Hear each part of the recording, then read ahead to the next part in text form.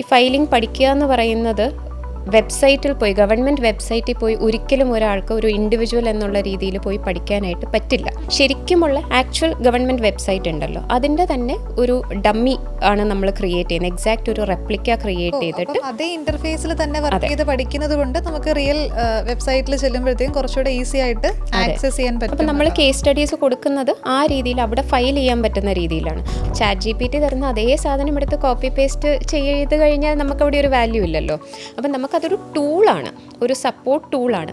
ഇവരുടെ skills develop ചെയ്യുക, may be ഡിഗ്രിയുടെ കൂടെ തന്നെ അല്ലെങ്കിൽ അത് കഴിയുന്ന ഉടനെ തന്നെ PGയുടെ കൂടെ തന്നെ ഇവർക്ക് സ്കിൽസ് ഡെവലപ്പ് ചെയ്യാൻ പറ്റുവാണെങ്കിൽ ഭയങ്കര യൂസ്ഫുള്ളാണ്.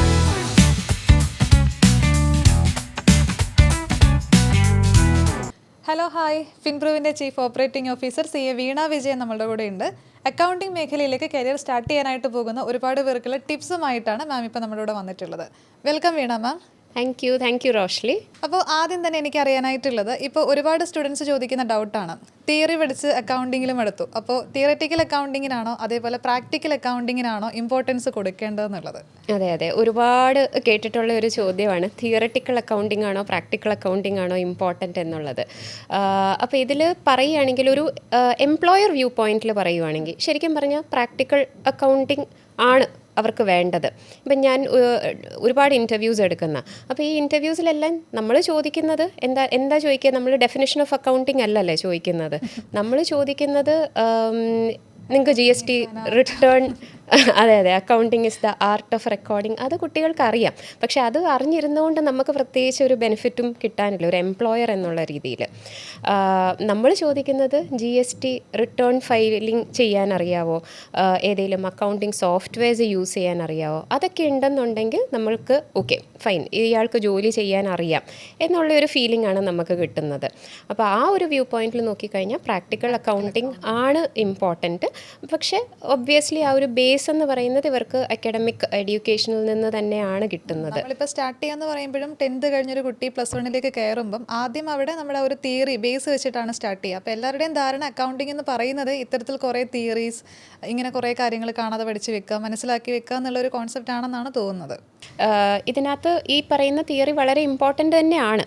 പക്ഷേ ഇതിനകത്ത് കുറച്ച് കാര്യങ്ങളായിരിക്കും ശരിക്കും പറഞ്ഞാൽ ആപ്ലിക്കേഷൻ ലെവലിൽ വരുന്നത്, എല്ലാം വേണ്ടി വരില്ലല്ലോ. അപ്പോൾ അത് എവിടെയാണ് ആപ്ലിക്കേഷൻ ലെവലിൽ വരേണ്ടത് എന്നുള്ളത് അറിയണമെങ്കിൽ ഈ പ്രാക്ടിക്കൽ അക്കൗണ്ടിങ് ഇവർ അറിഞ്ഞിരിക്കണം. അപ്പോൾ ഈ പ്രാക്ടിക്കൽ അക്കൗണ്ടിങ്ങിലേക്ക് വരുമ്പം ഒരു കേസ് സ്റ്റഡി ബേസ്ഡ് ലേണിംഗ് ഉണ്ടാവില്ലേ? അത് കേസ് സ്റ്റഡീസിന് എത്രത്തോളം ഇമ്പോർട്ടൻസ് ഉണ്ട് നമ്മുടെ ഒരു അക്കൗണ്ടിങ് കരിയറിലേക്ക്? കേസ് സ്റ്റഡീസ് എന്ന് പറയുമ്പം ശരിക്കും ഇപ്പം ഫിൻപ്രൂവിൽ നമ്മൾ ജോബ് ഓറിയൻറ്റഡ് ട്രെയിനിങ് പ്രോഗ്രാംസ് നടത്തുന്നതിനകത്ത് മെജോറിറ്റിയും കേസ് സ്റ്റഡീസ് ബേസ്ഡ് ആയിട്ടാണ് ലേണിങ്സ് പോകുന്നത്. അതുകൊണ്ട് അവർക്ക് കിട്ടുന്ന അഡ്വാൻറ്റേജ് എന്ന് വെച്ച് കഴിഞ്ഞാൽ ഒരു ഓൺ ദ ജോബ് ട്രെയിനിങ് ഫീലാണ് അവർക്ക് കിട്ടുന്നത്. അപ്പം കോളേജ് ലൈഫിലൊന്നും അവർ പ്രാക്ടിക്കലി ഒരു ജോബിൽ എന്താ സംഭവിക്കുന്ന ആ ഒരു എക്സ്പോഷർ കിട്ടിയിട്ടില്ല. പ്രാക്ടിക്കൽ ക്വസ്റ്റ്യൻസ് ആണ് വർക്ക്ഔട്ട് ചെയ്യുക. അതെ, പ്രാക്ടിക്കൽ ക്വസ്റ്റ്യൻസ് ആണ് വർക്ക്ഔട്ട് ചെയ്യുന്നത്. ഇതെന്ന് പറയുന്ന കേസ് സ്റ്റഡീസ് എന്ന് പറയുമ്പം ശരിക്കും പറഞ്ഞാൽ എക്സ്പേർട്സ് ആയിട്ട് ഹാൻഡ്സ് ഓൺ എക്സ്പീരിയൻസ് ഉള്ള എക്സ്പേർട്സ് ആണ് ഈ കേസ് സ്റ്റഡീസ് ആക്ച്വൽ ട്രാൻസാക്ഷൻസിൽ നിന്ന് സാനിറ്റൈസ് ചെയ്ത് പ്രിപ്പയർ ചെയ്യുന്ന കേസ് സ്റ്റഡീസാണ്. ഓക്കെ, അപ്പോൾ അതിനകത്ത് അപ്പം നമുക്ക് ഒരു ബിസിനസ് പ്രോസസ്സുകളും ഒരു വർക്കിംഗ് എൻവയോൺമെന്റ് എങ്ങനെയാണെന്നുള്ളത് എന്ന് വെച്ചാൽ അവരൊരു ഓഫീസിൽ ചെന്ന് കഴിയുമ്പം എന്തായിരിക്കും കാണുക. ഇപ്പോൾ BCom കഴിഞ്ഞ ഒരു സ്റ്റുഡൻ്റ് ആണെങ്കിലും MCom കഴിഞ്ഞ സ്റ്റുഡൻസിന് പോലും ഒരു ഇൻവോയ്സ് നോക്കി എങ്ങനെ ട്രാൻസാക്ഷൻ റെക്കോർഡ് ചെയ്യണം എന്ന് അറിയില്ലായിരിക്കും. കാരണം അവർ കണ്ടിരിക്കുന്ന ക്വസ്റ്റ്യൻസ്, ഈ പറഞ്ഞ പ്രാക്ടിക്കൽ ക്വസ്റ്റ്യൻസ്, അസൈൻമെൻറ്റ്സ് ആയിരിക്കും. ആ ഒരു നോളജാണ് നമ്മൾ കേസ് സ്റ്റഡീസിലൂടെ കൊടുക്കുന്നത്. ഇപ്പം നമ്മൾ കുറേ പ്രാക്ടിക്കൽ ക്വസ്റ്റ്യൻസ് വർക്കൗട്ട് ചെയ്യുന്നുണ്ട്. ഇപ്പോൾ കേസ് സ്റ്റഡീസിലേക്ക് പോകുമ്പോഴാണെങ്കിലും അവിടെയൊക്കെ കൺഫ്യൂസിങ് ആയിട്ട് വരുന്നത് ജേണൽ എൻട്രീസ് എങ്ങനെ പ്രിപ്പയർ ചെയ്യാം എന്നുള്ളതാണ്. ഇപ്പോൾ അതിൽ തന്നെ എങ്ങനെ ഡെബിറ്റ് ചെയ്യാം, എങ്ങനെ ക്രെഡിറ്റ് ചെയ്യാം, ഒത്തിരി പേര് അതിൽ ഡൗട്ട്സ് പറയുന്നുണ്ട്. ഈ അക്കൗണ്ട്സുകൾ അങ്ങോട്ടും ഇങ്ങോട്ടും മാറ്റി പോകുന്നു എന്നുള്ളത്. അപ്പോൾ അതിനെ മനസ്സിലാക്കാൻ വേണ്ടിയിട്ടുള്ള, ജേണൽ എൻട്രീസ് എങ്ങനെ റെക്കോർഡ് ചെയ്യണം എന്നറിയാൻ വേണ്ടിയിട്ടുള്ള എന്തെങ്കിലും ടിപ്സ് ഉണ്ടാവുമോ? ടിപ്സ് എന്ന് പറഞ്ഞു കഴിഞ്ഞാൽ ഇത് പഠിച്ചെടുക്കുക എന്നുള്ളത് തന്നെയാണ് നമ്മൾ ചെയ്യേണ്ട കാര്യം. നമുക്ക് മോഡേൺ റൂൾസ് ഓഫ് അക്കൗണ്ടിങ് ഉണ്ട്, ട്രഡീഷണൽ റൂൾസ് ഓഫ് അക്കൗണ്ടിങ് ഉണ്ട് അല്ലേ. അപ്പോൾ ഇതിൽ എനിക്ക് തോന്നുന്നു കൂടുതലും ഈസിയർ ആയിട്ടുള്ളത് മോഡേൺ റൂൾസ് ഓഫ് അക്കൗണ്ടിങ് ആയിരിക്കും. ഏതൊരു അസെറ്റാണ് എങ്കിൽ അത് ഇൻക്രീസ് വന്ന് കഴിഞ്ഞാൽ ഡെബിറ്റ് ചെയ്യണം. ഗോൾഡൻ റൂൾസ് ഓഫ് അക്കൗണ്ടിങ് കുറച്ചുകൂടെ കൺഫ്യൂസിംഗ് ആണെന്ന് ഫീൽ ചെയ്തിട്ടുണ്ട്. കുറേ വരുമ്പോഴത്തേക്കും അത് പലരും അവിടെ സ്റ്റക്ക് ആവുന്നതായിട്ട് തോന്നിയിട്ടുണ്ട്. അപ്പം ഈ മോഡേൺ റൂൾസ് ആണെങ്കിൽ കുറച്ചുകൂടെ എളുപ്പമായിരിക്കും. അത് ബേസിക് ഒരു സംഭവം ഇവർ എന്തായാലും പഠിച്ചെടുക്കുക എന്നുള്ളത് തന്നെയാണ്. ഈ ജേർണൽ എൻട്രീസ് ആണ് ശരിക്കും ബേസ് വരുന്നത്. നമ്മൾ ഇപ്പം പ്രാക്ടിക്കലി ചെയ്യുമ്പോഴത്തേക്ക് മാനുവൽ അക്കൗണ്ടിങ് അല്ല എങ്ങും ചെയ്യുന്നത്. അപ്പം ഈ ജേർണൽ എൻട്രി ഇട്ട് കഴിഞ്ഞാൽ, കറക്റ്റ് ജേർണൽ എൻട്രി ഇട്ട് കഴിഞ്ഞാൽ ഡയറക്റ്റ് എന്താ പറയുക, ഫിനാൻഷ്യൽസ് വരെ അതിൻ്റെ ഇമ്പാക്റ്റ് പോവുക ചെയ്യുന്നത്. അപ്പം ആ ഒരു ജേർണൽ എൻട്രി കറക്റ്റ് ആക്കുക എന്നുള്ളത് തന്നെയാണ് ഒരു അക്കൗണ്ടൻറ്റിൻ്റെ ഒരു വലിയൊരു ഡ്യൂട്ടി എന്ന് പറയുന്നത്. ഇപ്പം നമുക്ക് ഡെയിലി ലൈഫിൽ അതിനെ എങ്ങനെയും പ്രാക്ടീസ് ചെയ്യാൻ പറ്റുമോ? ഡെയിലി ലൈഫിൽ അത് വളരെ യൂസ്ഫുൾ ആയിട്ടുള്ള ഒരു ടിപ്പാണ് റോഷ്ലി പറഞ്ഞത്. കാരണം നമുക്കിപ്പം നമ്മൾ ഡെയിലി ചെയ്യുന്ന കാര്യങ്ങളുണ്ടല്ലോ അല്ലേ, അപ്പം നമുക്ക് തന്നെ ഒരു നമ്മുടെ ലൈഫിൽ തന്നെ നടക്കുന്നതുണ്ടാവും. നമുക്കൊരു ബുക്സ് ഓഫ് അക്കൗണ്ട്സ് ഉണ്ട് എന്നങ്ങ് ഇമാജിൻ ചെയ്യുക. എന്നിട്ട് നമ്മളൊരു സാധനം പർച്ചേസ് ചെയ്യുമ്പം കാശ് കൊടുത്തു, പർച്ചേസ് ചെയ്തു, അപ്പോൾ അതിൻ്റെ എൻട്രി എങ്ങനെ വരും?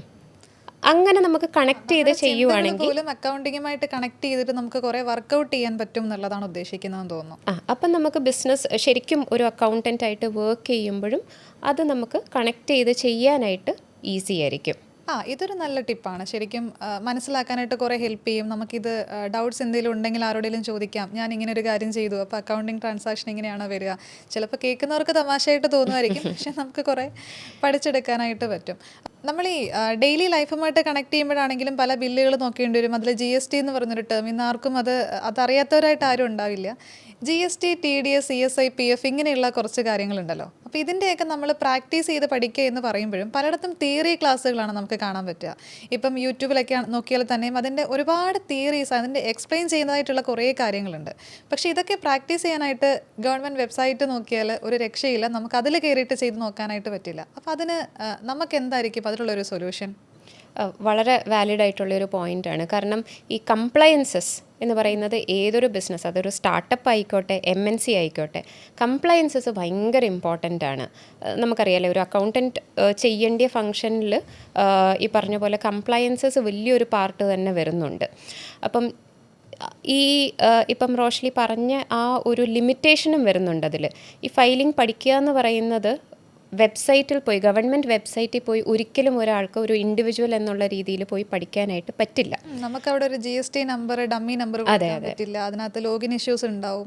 അപ്പോൾ അതിന് നമ്മൾ ചെയ്യേണ്ട ഇപ്പം ഒരുപാട് സിമുലേഷൻ സോഫ്റ്റ്വെയർസ് അവൈലബിൾ ആണ്. ഇപ്പം ഫിൻപ്രൂവിൽ നമ്മൾ നമ്മുടേതായ ഒരു സിമുലേഷൻ സോഫ്റ്റ്വെയർ പ്രാക്ടീസ് സ്പോട്ട് എന്ന പ്ലാറ്റ്ഫോം ഡെവലപ്പ് ചെയ്തിട്ടുണ്ട്.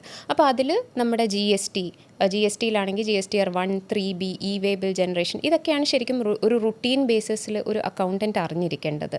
അത് നമ്മൾ ഇതിനകത്ത് ഇൻകോർപ്പറേറ്റ് ചെയ്തിട്ടുണ്ട്. അതുപോലെ TDS, പിന്നെ വരുന്നത് ESI, EPF, ഇങ്ങനെയുള്ള കാര്യങ്ങളിലെല്ലാം റിട്ടേൺ ഫയലിംഗ് ചെയ്ത് പഠിക്കാനായിട്ട് ഇതേപോലത്തെ മോക്ക് വെബ്സൈറ്റ്സ്, സിമുലേഷൻ സോഫ്റ്റ്വെയർ അല്ലെങ്കിൽ മോക്ക് വെബ്സൈറ്റ് എന്ന് പറഞ്ഞാൽ ശരിക്കുമുള്ള ആക്ച്വൽ ഗവൺമെൻറ് വെബ്സൈറ്റ് ഉണ്ടല്ലോ, അതിൻ്റെ തന്നെ ഒരു ഡമ്മി ആണ് നമ്മൾ ക്രിയേറ്റ് ചെയ്യുന്നത്. എക്സാക്റ്റ് ഒരു റെപ്ലിക്ക ക്രിയേറ്റ് ചെയ്തിട്ട് അതേ ഇന്റർഫേസിൽ തന്നെ വർക്ക് ചെയ്ത് പഠിക്കുന്നത് കൊണ്ട് നമുക്ക് റിയൽ വെബ്സൈറ്റിൽ ചെല്ലുമ്പോഴത്തേക്കും കുറച്ചുകൂടെ ഈസി ആയിട്ട് ആക്സസ് ചെയ്യാൻ പറ്റും. അപ്പോൾ നമ്മൾ കേസ് സ്റ്റഡീസ് കൊടുക്കുന്നത് ആ രീതിയിൽ അവിടെ ഫയൽ ചെയ്യാൻ പറ്റുന്ന രീതിയിലാണ്. അപ്പോൾ ശരിക്കും ഇവർ വെബ്സൈറ്റിൽ എങ്ങനെയാണോ റിട്ടേൺ ഫയൽ ചെയ്യുന്നത് അതേപോലെ ഈ മോക്ക് വെബ്സൈറ്റ്സിൽ ഫയൽ ചെയ്ത് പഠിക്കുന്നത് കൊണ്ട് ഇവരൊരു ഇൻ്റർവ്യൂവിനൊക്കെ പോയി കഴിഞ്ഞ് സ്റ്റുഡൻസ് ഒരു ഇൻ്റർവ്യൂവിന് പോയി അപ്പിയർ ചെയ്യുമ്പം ഇവർക്ക് GST ഫയലിംഗ് അറിയാം അല്ലെങ്കിൽ TDS ഫയലിംഗ് അറിയാം എന്ന് പറയുമ്പം ഭയങ്കര ഒരു അഡ്വാൻറ്റേജ് ആയിരിക്കും ഇവർക്ക് കിട്ടുന്നത്.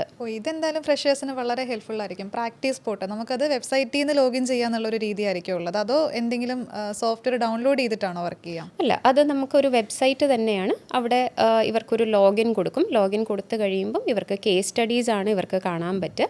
ആ കേസ് സ്റ്റഡീസ് റൺ ചെയ്ത് കഴിയുമ്പം ഡയറക്റ്റ് ഈ പറയുന്ന എഡ്യൂക്കേഷണൽ വെബ്സൈറ്റിലേക്ക്, മോക്ക് വെബ്സൈറ്റിലേക്ക് പോയി അവിടെ റിട്ടേൺ ഫയലിംഗ് ചെയ്ത് പഠിക്കാൻ പറ്റും. ഓക്കെ, ChatGPT യൂസ് ചെയ്യാറുണ്ടോ? ഉറപ്പായിട്ടും ഒരുപാട് യൂസ് ചെയ്യാറുണ്ട്. ഇപ്പം അത് എല്ലാവർക്കും ChatGPT എന്ന് പറയുന്നത് വളരെ നമ്മുടെ ഒരു അടുത്തൊരു സുഹൃത്തിനെ പോലെ തന്നെ. മെസ്സേജ് ഇടാൻ പോലും നമ്മളൊന്ന് ChatGPTയിൽ ഇട്ട് നോക്കും കറക്റ്റ് ആണോ എന്നുള്ളത്. അപ്പോൾ ഇത് അക്കൗണ്ടിങ്ങിൽ എങ്ങനെ കണക്ട് ചെയ്യാൻ പറ്റും? ChatGPTയുടെ യൂസേഴ്സ് എത്രത്തോളം ആയിരിക്കും? ഇപ്പം ഞാൻ chat G P T use ചെയ്യുന്ന ഇപ്പം ഏതൊരു അക്കൗണ്ടൻ്റ് ആണെങ്കിലും നമ്പേഴ്സുമായിട്ടാണ് ഡീൽ ചെയ്യുന്നത് അല്ലേ. അതെ. അപ്പം ഏറ്റവും കൂടുതൽ ഞാൻ chat G P T use ചെയ്യുന്നത് നമ്മുടെ എക്സലിലൊക്കെ കുറേ ടാസ്കുകൾ ഈസി ആക്കാൻ വേണ്ടിയിട്ടാണ്. ഭയങ്കരമായിട്ട് ടൈം സേവ് ചെയ്യാൻ പറ്റും നമുക്ക് chat G P T use ചെയ്തിട്ട്. Excel formulas. അതെ, കറക്റ്റായിട്ടുള്ള പ്രോംസ് കൊടുക്കാൻ അറിയണം നമുക്ക്. ചാറ്റ് ജി പി ടിയിൽ അതാണല്ലോ ഇമ്പോർട്ടൻറ്റ്. കറക്റ്റായിട്ടുള്ള പ്രോംസ് കൊടുത്തു കഴിഞ്ഞാൽ നമ്മളുടെ പല ടാസ്കുകളും, അതായത് നമ്മൾ എന്ന് പറയുമ്പോൾ അക്കൗണ്ടൻസിൻ്റെ പല ടാസ്കുകളും ഭയങ്കര സിമ്പിളായിട്ട് ടൈം ഒത്തിരി നമുക്ക് സേവ് ചെയ്യാൻ പറ്റും. അതുപോലെ വിഷ്വലൈസ് ചെയ്ത് കിട്ടും. ഇപ്പം വലിയൊരു ഡേറ്റ കൊടുത്തിട്ട് അതിൽ നിന്നൊരു വിഷ്വൽ റെപ്രസെൻറ്റേഷൻ, ഒരു ചാർട്ട് അങ്ങനെയൊക്കെ കിട്ടിക്കഴിയുമ്പോൾ നമുക്ക് അനാലിസിസ് ഭയങ്കര ഇമ്പോർട്ടൻ്റ് ആണ്. അത് ഈസി ആയിട്ട് ചെയ്യാനായിട്ട് പറ്റും. ആ രീതിയിൽ ചാറ്റ് ജി പി ടി ഞാൻ ഒരുപാട് യൂസ് ചെയ്യാറുണ്ട്. പിന്നെ അതുപോലെ AI ടൂൾസ് ഒരുപാടുണ്ട്. ലൈക്ക് ഓഡിറ്റ് ചെയ്യാൻ വേണ്ടിയിട്ടൊക്കെ യൂസ് ചെയ്യാവുന്ന ഒരുപാട് ടൂൾസ് ഉണ്ട്. പക്ഷേ എനിക്കൊന്ന് ചാറ്റ് ജി പി ടി ഞാൻ പറയാൻ കാരണം എല്ലാവർക്കും കണക്ട് ചെയ്യാൻ പറ്റുന്ന ഒരു സംഭവമാണ്. അപ്പോൾ ഈ ഇത്തരത്തിലുള്ള AI ടൂൾസ് യൂസ് ചെയ്യുമ്പോൾ അക്കൗണ്ടൻസിൻ്റെ കേസിൽ നമുക്ക് ടൈം സേവ് ചെയ്യാം, എറേഴ്സ് റെഡ്യൂസ് ചെയ്യാം എന്ന് പറയുമെങ്കിലും ചിലപ്പോഴെങ്കിലും ഈ AI ഇത്തരത്തിലുള്ള നമ്പേഴ്സുമായിട്ടൊക്കെ ഡീൽ ചെയ്യുമ്പം ചെറിയ മിസ്റ്റേക്സ് വരുത്താറുണ്ടോ? അതും സംഭവിക്കാറുണ്ട്, ഇല്ല എന്ന് പറയാൻ വളരെ പറ്റില്ല. ഇമ്പോർട്ടൻ്റ് ആണ്. അതെ, നമ്മൾ ക്രോസ് ചെക്ക് ചെയ്യണം എന്നുള്ളത് നമ്മുടെ റെസ്പോൺസിബിലിറ്റിയാണ്. നമ്മളൊരു റിപ്പോർട്ട് കൊടുക്കുമ്പോഴത്തേക്ക് ചാറ്റ് ജി പി ടി തരുന്ന അതേ സാധനം എടുത്ത് കോപ്പി പേസ്റ്റ് ചെയ്ത് കഴിഞ്ഞാൽ നമുക്കവിടെ ഒരു വാല്യൂ ഇല്ലല്ലോ. അപ്പം നമുക്കതൊരു ടൂളാണ്, ഒരു സപ്പോർട്ട് ടൂളാണ്. അപ്പോൾ അതെങ്ങനെ കറക്റ്റായിട്ട് യൂസ് ചെയ്യാം, നമ്മുടെ ടൈം സേവ് ചെയ്യാനും, ഇപ്പം റോഷ്ലി പറഞ്ഞ പോലെ എറേഴ്സ് റെഡ്യൂസ് ചെയ്യാനും എങ്ങനെ യൂസ് ചെയ്യാം എന്ന് നമ്മൾ തന്നെ അത് മനസ്സിലാക്കണം. മിസ്റ്റേക്സ് ഉണ്ടാവാറുണ്ട്, ചാറ്റ് ജി പി ടിന്ന് എടുക്കുമ്പോൾ മിസ്റ്റേക്സ് ഉണ്ടാവാറുണ്ട്. അപ്പോൾ അതൊന്നും വരാതെ നോക്കുക എന്നുള്ളത് അൾട്ടിമേറ്റ്ലി നമ്മുടെ റെസ്പോൺസിബിലിറ്റി തന്നെയാണ്. ആഫ്റ്റർ BCom എന്ത് കോഴ്സ് ചൂസ് ചെയ്യണം എന്നുള്ള ഒരു ക്വസ്റ്റ്യൻ മാർക്ക് എല്ലാവരുടെയും മുമ്പിലുണ്ടാവും. ഒരു പെർഫെക്റ്റ് കരിയർ പാത്ത് എങ്ങനെ നമുക്ക് ചൂസ് ചെയ്യാൻ പറ്റും? നമുക്ക് ഏറ്റവും ബെസ്റ്റ് ആയിട്ടുള്ളത് എങ്ങനെ അറിയാൻ പറ്റും? ഒത്തിരി പേർക്ക് കൺഫ്യൂഷൻ ഉള്ള ഒരു കാര്യമാണ് ഇപ്പം റോഷ്ലി ചോദിച്ചത്. അപ്പം BCom അല്ലെങ്കിൽ ഡിഗ്രി കഴിയുന്ന ഒരു ആൾ ബേസിക്കലി അവരുടെ ഇൻട്രസ്റ്റ് ആ ഒരു ടൈം കൊണ്ട് അവർക്ക് എന്തിലേക്കാണ് ഇൻട്രസ്റ്റ് എന്നുള്ളത് ഫസ്റ്റ് മനസ്സിലാക്കുക എന്നുള്ളതാണ്. ആ ഒരു ക്ലാരിറ്റി പലർക്കും ഇല്ലാത്ത പോലെ തോന്നാറുണ്ട്. ഈവൻ BCom കഴിഞ്ഞവർ, MCom കഴിഞ്ഞവരൊക്കെ വന്നിട്ട് ഇനി എന്ത് എന്നുള്ള ഒരു ക്വസ്റ്റ്യൻ മാർക്കിൽ നിൽക്കുന്നത് കാണാറുണ്ട്. ഇവിടെ രണ്ട് ഓപ്ഷൻസ് ആണ് നോർമലി നമ്മൾ കാണുന്നത്. ഒന്നെന്ന് പറയുന്നത് ഹയർ സ്റ്റഡീസിലേക്ക് ഇവർ പോകും, അതല്ല എന്നുണ്ടെങ്കിൽ ജോബിലേക്ക് ഇറങ്ങും. അപ്പോൾ ഹയർ സ്റ്റഡീസ് എന്ന് പറയുമ്പം അതിൽ post graduate programmes, MCom, MBA അങ്ങനത്തെ പ്രോഗ്രാംസ് അല്ലെങ്കിൽ പ്രൊഫഷണൽ കോഴ്സസിലേക്ക് പോകുന്നവരുണ്ടാവും. അതല്ല ഇനി ജോബാണെന്നുണ്ടെങ്കിൽ അവിടെയും ഗവൺമെൻറ് ജോബ്സ് ഉണ്ട്, ലൈക്ക് കോമ്പറ്റേറ്റീവ് എക്സാംസ് ഒക്കെ എഴുതി കയറുന്ന ജോബ്സ് ഉണ്ട്. അതല്ലാതെ പ്രൈവറ്റ് ജോബ്സ് ഉണ്ട്. ഇപ്പോൾ ഇത് അവരുടെ ഇൻട്രസ്റ്റ് മനസ്സിലാക്കുക, അതനുസരിച്ച് മുന്നോട്ട് പോവുക എന്നുള്ളത് തന്നെയാണ് ഏറ്റവും ഇമ്പോർട്ടൻറ്റ്. പിന്നെ ഇതിൽ ഏത് പാത്ത് ഇവർ ചൂസ് ചെയ്യുകയാണെങ്കിലും എനിക്ക് തോന്നിയിട്ടുള്ള ഒരു കാര്യം, ഞാൻ എപ്പോഴും കൊടുക്കുന്ന ഒരു അഡ്വൈസ്, ഇവരുടെ സ്കിൽസ് ഡെവലപ്പ് ചെയ്യുക. മേ ബി ഡിഗ്രിയുടെ കൂടെ തന്നെ അല്ലെങ്കിൽ അത് കഴിയുന്ന ഉടനെ തന്നെ PGയുടെ കൂടെ തന്നെ ഇവർക്ക് സ്കിൽസ് ഡെവലപ്പ് ചെയ്യാൻ പറ്റുവാണെങ്കിൽ ഭയങ്കര യൂസ്ഫുള്ളാണ്. അതായത് ഒരു ജോബിലേക്ക് കയറാനായിട്ട് ആ ടൈമിൽ, അതായത് അൾട്ടിമേറ്റ്ലി എന്തായാലും ഒരു ജോബിലേക്ക് കയറുക എന്നുള്ളത് തന്നെയാണല്ലോ എല്ലാവരുടെയും ഉദ്ദേശം. അത് ഗവൺമെൻറ് ജോബ് ആയിക്കോട്ടെ, പ്രൈവറ്റ് ജോബ് ആയിക്കോട്ടെ, സോഫ്റ്റ്വെയർസ് യൂസ് ചെയ്യാൻ അറിയുക എന്നുള്ളത് ഒരു ഇമ്പോർട്ടൻറ്റ് സ്കില്ലാണ്. MS ഓഫീസ് പോലത്തെ ടൂൾസ്, ഇപ്പം നമ്മൾ പറഞ്ഞ ഈ ചാറ്റ് GPT യൂസ് ചെയ്ത് എക്സൽ ടാസ്കുകൾ ഈസിയാക്കുക, ഇതൊക്കെ അറിഞ്ഞിരിക്കുകയാണെന്നുണ്ടെങ്കിൽ അവരുടെ കരിയറിൽ യൂസ്ഫുള്ളായിരിക്കും. അപ്പോൾ ഈ സ്കിൽസ് ഇതിൻ്റെ കൂടെ തന്നെ അപ്ഗ്രേഡ് ചെയ്തുകൊണ്ടിരിക്കുക എന്നുള്ളത് ആണ് എനിക്ക് കൊടുക്കാനുള്ള ഒരു അഡ്വൈസ്. ഇപ്പോൾ കണ്ടുവരുന്നൊരു കാര്യം, നോൺ കൊമേഴ്സ് ബാക്ക്ഗ്രൗണ്ടിൽ നിന്ന് വരുന്ന ഒരുപാട് ആൾക്കാർ അക്കൗണ്ടിങ്ങിലേക്ക് കരിയർ സ്വിച്ച് ചെയ്യാനായിട്ട് ആഗ്രഹിക്കുന്നുണ്ട്. അപ്പോൾ അവർക്കെല്ലാം പൊതുവെയുള്ള ഒരു കൺസേൺ, ഇവർക്കിത് പഠിച്ചെടുക്കാൻ പറ്റുമോ, ഇങ്ങനെയുള്ള കാര്യങ്ങളാണ്. അങ്ങനെയുള്ളവർക്ക് കൊടുക്കാൻ പറ്റുന്ന എന്തെങ്കിലും സജഷൻസ് ഉണ്ടാകുമോ? ഉറപ്പായിട്ടും പഠിച്ചെടുക്കാൻ പറ്റും. അതായത് ബേസിക്സ് ഒന്ന് അവർ കുറച്ചൊരു എക്സ്ട്രാ എഫേർട്ട് ഇടേണ്ടി വരും. കാരണം ഒരു ബാക്ക്ഗ്രൗണ്ടും ഇല്ലാത്തവരാണെന്നുണ്ടെങ്കിൽ പലപ്പോഴും കാണുന്നത് 11th 12th കോമേഴ്സ് പഠിച്ചിട്ടുള്ളവരായിരിക്കും. അപ്പോൾ അവർക്ക് ആ ബേസിക്സ് ഉണ്ടാവും. പക്ഷേ തീരെ ബേസിക്സ് ഇല്ലാതെ വരുന്നവരാണെന്നുണ്ടെങ്കിൽ ആദ്യമേ അതൊന്ന് പഠിച്ചെടുക്കുക എന്നുള്ളൊരു കാര്യം അവരുടെ സൈഡിൽ നിന്ന് കുറച്ചൊന്ന് എഫേർട്ട് ഇട്ട് ചെയ്ത് കഴിഞ്ഞാൽ ഉറപ്പായിട്ടും പിന്നെ നമ്മുടെ സോഫ്റ്റ്വെയർസ് പഠിക്കുക, അവർ at par with other graduates അല്ലെങ്കിൽ BCom ഗ്രാജുവേറ്റ്സ് ആണ് എന്ന് തന്നെ പറയാം. ഇപ്പം ഇൻ്റർവ്യൂസ് ഒക്കെ അറ്റൻഡ് ചെയ്യുന്ന സമയത്താണെങ്കിൽ അക്കൗണ്ടിങ് ആ ഒരു ജോബിലേക്ക് അപ്ലൈ ചെയ്യുന്ന ആൾക്കാരുടെ അടുത്ത് തീർച്ചയായിട്ടും ക്വസ്റ്റ്യൻ വരും, നിങ്ങളുടെ ബാക്ക്ഗ്രൗണ്ട് എന്താണെന്നുള്ളത്. അപ്പോൾ അവർക്ക് ഏത് രീതിയിലായിരിക്കും അതിന് ആൻസർ ചെയ്യാൻ പറ്റുക? നമ്മൾ ഫിൻപ്രൂവിൽ നിന്ന് പ്ലേസ് ചെയ്യുന്ന സ്റ്റുഡൻസിൽ നമ്മൾ കണ്ടിട്ടുള്ളത് പല ബാക്ക്ഗ്രൗണ്ട്സിൽ നിന്ന് വരുന്നവരുണ്ട്. BBA ആയിക്കോട്ടെ, BA ഇക്കണോമിക്സ്, അല്ലെങ്കിൽ MCA കഴിഞ്ഞിട്ട് വരുന്നവർ, ഈവൻ BTech കഴിഞ്ഞ് വരുന്നവരുണ്ട്. ഇവരെ പ്ലേസ് ചെയ്യാനായിട്ട് നമുക്ക് വലിയ ബുദ്ധിമുട്ട് വന്നിട്ടില്ല. ഒരു ഗ്രാജുവേഷൻ ഉണ്ട് എന്നുണ്ടെങ്കിൽ പിന്നെ കൂടുതലും എംപ്ലോയേഴ്സ് നോക്കുക സ്കിൽസാണ്. അപ്പോൾ ആ സ്കിൽസ് ഉണ്ടെങ്കിൽ ബേസിക്കലി അവർക്കൊരു ജോലി കിട്ടാനായിട്ട് വലിയ ബുദ്ധിമുട്ട് വരില്ല. ഇപ്പം ഈ നോൺ കൊമേഴ്സ് ബാക്ക്ഗ്രൗണ്ട് പോലെ തന്നെ വളരെയധികം പ്രയാസപ്പെടുന്ന ആൾക്കാരാണ് ഈ കരിയർ ഗ്യാപ്പ് വന്നിട്ടുള്ള ആൾക്കാർ. അവരൊരു പക്ഷേ വർക്ക് ചെയ്തുകൊണ്ടിരുന്നവരായിരിക്കാം, അല്ലെങ്കിൽ ഈ ഒരു പഠിത്തം കഴിഞ്ഞ് നേരെ എന്തെങ്കിലും ഒരു ഫാമിലി കമ്മിറ്റ്മെൻറ്റ്സ് അങ്ങനെ എന്തെങ്കിലും കാര്യങ്ങളിലേക്ക് എൻഗേജ്ഡ് ആകേണ്ടി വന്ന ആൾക്കാരായിരിക്കാം. അപ്പോൾ അങ്ങനെയുള്ളവർക്ക് ഈ അക്കൗണ്ടിങ് ഫീൽഡ് ചൂസ് ചെയ്താൽ നല്ലതാണോ? അവർക്ക് എത്രത്തോളം അതിൽ ഗ്രോ ചെയ്യാൻ പറ്റുമായിരിക്കും? ഒത്തിരി പേരുണ്ട് നമ്മുടെ അതെ, എനിക്ക് തോന്നുന്നു കൂടുതലും ലേഡീസാണ് കരിയർ ഗ്യാപ്പ് കഴിഞ്ഞ് പഠിക്കാൻ വരുന്ന കണ്ടിട്ടുള്ളത്. ലേഡീസിനെയാണ് കൂടുതലും കണ്ടിട്ടുള്ളത്. കാരണം കല്യാണം കഴിഞ്ഞു, പിന്നെ ഒരു കുട്ടി, അങ്ങനെയൊക്കെ പറഞ്ഞിട്ട് ഒരു ബ്രേക്ക് വന്നിട്ട് വരുന്ന ഒരുപാട് പേരുണ്ട്. ഇപ്പം റീസെൻ്റ്ലി നമുക്ക് ലാസ്റ്റ് മന്ത് നടന്ന ഒരു കോൺവെക്കേഷനിൽ, ഫിൻപ്രൂവിലെ സ്റ്റുഡൻസിൻ്റെ കോൺവെക്കേഷൻ നടന്നതിനകത്തും 7 years ഗ്യാപ്പ് കഴിഞ്ഞിട്ട് വന്ന ഒരു സ്റ്റുഡൻ്റ് ഉണ്ടായിരുന്നു. ആൾ ഭയങ്കര ഹാപ്പി ആയിരുന്നു. ബേസിക്കലി ആൾക്ക് ഫുള്ളി ഒന്ന് റിഫ്രഷ് ചെയ്തെടുക്കാൻ പറ്റി, ഇനി ഒരു കരിയറിലേക്ക് ഇറങ്ങാൻ പോകുവാണ് എന്ന് പറഞ്ഞിട്ട് ഭയങ്കര സന്തോഷത്തിലായിരുന്നു. അപ്പോൾ അത് ഒട്ടും ബുദ്ധിമുട്ടുള്ള കാര്യമല്ല. പക്ഷേ നമ്മളിപ്പം മറ്റു ബാക്ക്ഗ്രൗണ്ടിൽ നിന്ന് വരുന്നവരുടെ കാര്യം പറഞ്ഞ പോലെ തന്നെ ഇതിലും ഒരു ഇനിഷ്യൽ എഫേർട്ട് ഇടേണ്ടി വരും. കാരണം ബേസിക്സ് പോലും പലരും മറന്നിട്ടാണ് വരുന്നത്.